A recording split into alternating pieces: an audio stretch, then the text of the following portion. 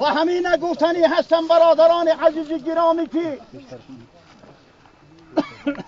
لشکری بسیار ناید بکار، 200 مرد جنگی به بود از 100,000.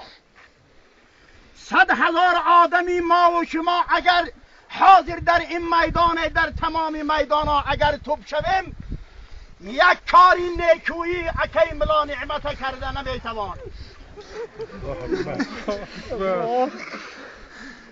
سبب من در شما بگویم، در وقتایی که نافهمیگری، کشفهمیگری، کشامکش در بین ملت بود، این در همین درون که برای جامعه، برای خلق، برای حکومت خدمتی که در رسانیده بودی آدم،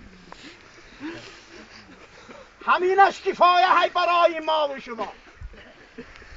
دیگه من همین گفتنی هستم با شما که این کس بیرق برداری اسلام در اصل بود.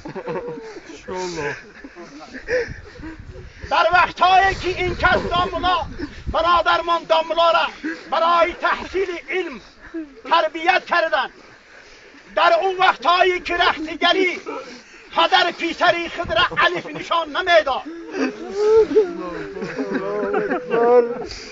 در همون روزایی که رختگری این آدم برادری خود را تربیت کرد، تعلیمی علم کرد، سراسری کشوری تاجیکستان مانا نهر از داملا استفاده برده ایست آدم. این خدمتایی که بود خدمتایی آخون ملا نعمت بود.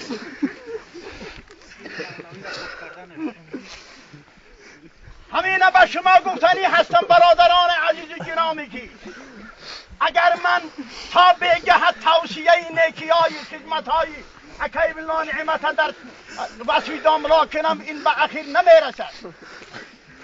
لیکن چند سال مقدم حضرت داملا من روبروی من هستی، هر دومان تنها بودیم، حضرت داملا را من گپ زده بودم. برادران